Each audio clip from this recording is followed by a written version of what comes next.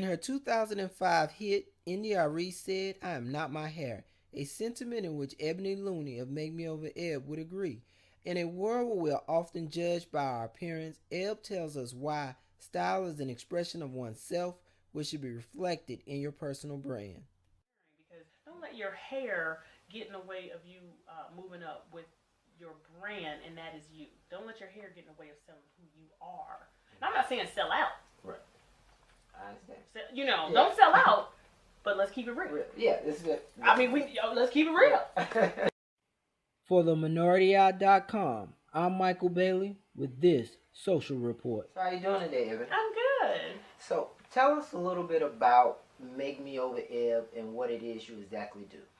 Well, Make Me Over Ebb, of course, has grown over the years, but what we do is match women's personal image with their online brand using blogging, website development technologies, and social media. What is it exactly? What services do you offer? If it's young ladies out there that want to step up their fashion game or to explore going natural, what are some of the services that your company offers? Okay, so I offer services to help you, consulting services to help you with your image, so image consulting services, and also with your online branding with how you look. And lately, what that has meant for me is we'll sit down and talk to them about their image. Mm-hmm.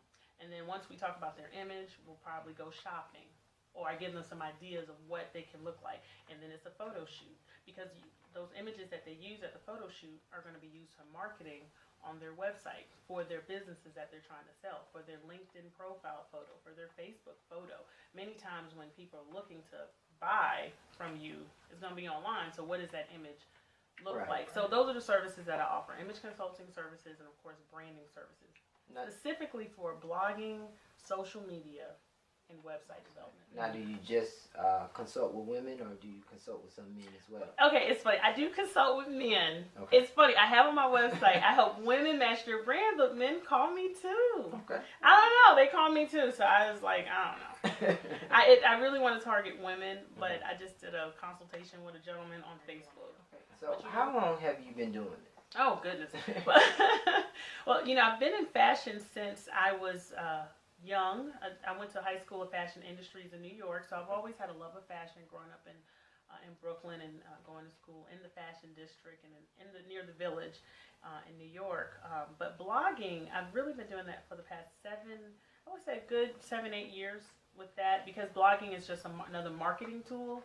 And so I was selling cosmetics, Mary Kay. Everyone has sold some sort of cosmetics. And so I thought, well, what's another way I can reach out to my clients? So I thought, I'll start a blog. My husband actually encouraged me, why don't you start a blog? Because he's in marketing too. And so I started this blog, just giving my little tips on stuff like, should I wear Spanx? Should I wear red lipstick? Or should I wear brown lipstick? Believe it or not, pink lipstick. What type of eye color should I wear? And so it's just morphed into so much more than giving someone beauty tips. Okay. Mm-hmm. Tell us a little bit about the natural hair. Now, this is a big topic. Yes. Where do you fit in, and what is your role in the natural hair scene? Well, okay, so here's the thing. Remember I was telling you how things morph?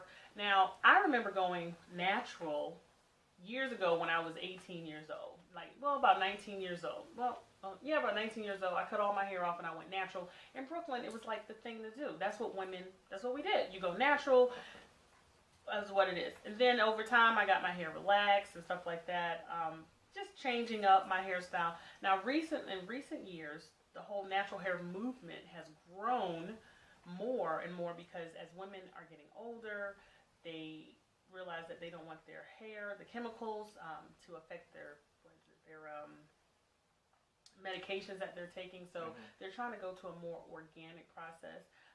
Across all cultures, women are wanting to get back to more naturalness, not just with African American women, but also with everyone. So right now, I decided to not chemically relax my hair anymore. So I started to write more about that, my process, because remember, Making Me Over Ebb is a blog about fashion and beauty tips that I go through, my makeover advice. And so ironically, I start getting more hits because people are searching for natural hair and they're pulling up my blog. Now, I'm not a natural hair blogger. Okay. Okay, there's a difference.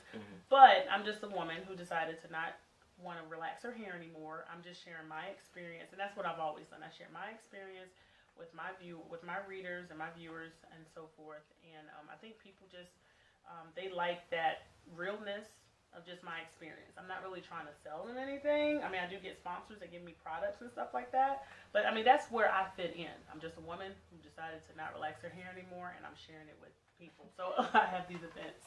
So, would you say, in your opinion, the natural hair movement, is it being fueled more based on health reasons, or is it just a fashion trend and it may be out next year? No, it's both. It really is. It's both. Think about it when our parents were younger and they were wearing the afro, Right. and then you had what was it, Soft Sheen Carson, and everything had the afro and the pick and stuff like that. In order for companies to, they need to sell their products, so they need to appeal to what people want, and so that's where the marketing side comes out. So yes, it is a fad right now because it is what women are doing, and these companies realize that in order to market to these women, they need to speak their language. They need to sell to them, or they're not going to buy their products because Right. women are not relaxing their hair for the health reasons. So they're moving with what the trend is, and I don't know if it'll change. Remember, I mean, I'm 34. When I was about 19, I think 20 years old, I was natural in New York. In the South, now different places just kind of broaden, like, oh, it's acceptable to be natural and have locks and stuff like that. So it is a trend, but it's a trend based on women's realities. And the fact of the matter is, across all cultures, women want to get back to more naturalness. Okay. Well, let me ask you this question. What is, are you seeing or do you know the trend as far as corporate America? Has corporate America become more tolerant or more acceptable of the fros, the dreadlocks, and things of that nature? Have you had women coming to you telling you their experience in corporate America? I think the trend is that it is becoming more acceptable. Of course, in any environment, is all in how you present it. I remember working with a woman in insurance, and she was at a very high level at this insurance company, and she had locks. And this was before I decided to go natural my second time, and I was like, "Wow, you have locks, and you're working in corporate America." And she was like, "Well, yeah, but it's how she styled her locks. They wasn't wild. They wasn't all over the place. They was just well done." She provided a very nice gauge and template for like what I would want to do. She still kept her individuality while working in corporate America. And I had a series on the blog where I was interviewing women who were naturally in charge, and they were in high positions in their industry with natural hair. And they said the same thing. It's all about how you present it. You know what I'm saying? It's all about and how you present it. And you cannot walk up in a corporate America office with a big afro and a pick, because that is not professional, right? Just like a man usually has to be clean shaven unless he has it trimmed with a goatee and stuff like that. So things are getting a little bit more lax in the sense that it's more accepting because more women are doing it. Like news reporters now are wearing their hair natural, but maybe they'll wear it without maybe they won't necessarily wear the fro per se, but maybe they'll wear a cute short cut. And it also depends on why and stuff like that. So, and it also depends on where their demographics is. Right. New York and in different markets may be more accepting. Atlanta, but I do think in South Carolina, I would be shocked if I saw a woman get on TV who was a reporter with an afro. I don't think that's going to happen. And I don't necessarily think it's from Caucasian people. It will be from people with, you know what I mean? So, now you asked me earlier about the, what if when someone wants to touch your hair. Yeah. That's a very personal thing, and I don't think people should be going around touching other folks' hair. You're right. You know, just like, even I'm like, can I touch your hair? Do you mind? You know, but most people, they just want to touch it because it's so pretty. It's not to be offensive. It's like, like your doll. Well, we had dolls. You want to touch the hair. It's so gorgeous. You don't want to touch anything that you're not attracted to. So I think that's why women want to touch other women's hair. Oh, okay. But ass first. So tell us about your lunch and learns, or what do you call them? Well, we're calling them beauty and style lunch. Okay. So we did we had 3 scheduled, and this is our last one in December. And the topic is growing and loving your natural hair. And of course, this grew out of the desire to kind of share my experience. I've had other stylists come and talk about their tips because I don't do the hair, so I bring the experts to the event.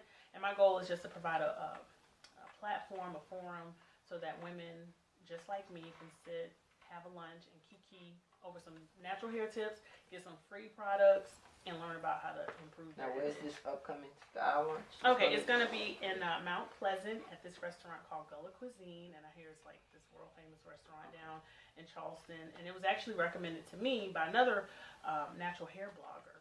Okay. So I was like really excited about that. The food is like really good. We try to have it at places where the food is really good because they're eating and while they're getting their tips, and we do giveaways and stuff like that. So it's going to be at Gullah Cuisine and Mount Pleasant. That's December 3rd. Sorry, December 7th. I'm sorry, December 7th on the Saturday between 11:30 and 3 o'clock. We keep them short. You just have lunch. A lunch and learn, like you say. But we like to call it beauty and style lunch. Okay. Yeah. But it is really a lunch and learn. Okay. Essentially. So if someone wanted to get in contact with you, how would they do that? Well, they can go to makemeovereb.com preferably go to makemeovereb.com, or they can go to my Facebook page, Make Me Over Eb, follow me on Twitter, Instagram, and so forth. But what they can do is if they're interested in services, just book a free 15-minute introductory call with me, and we can discuss what their needs are as it relates to their image and online branding. Okay, thank you for sitting down. Oh, thank you, Mike.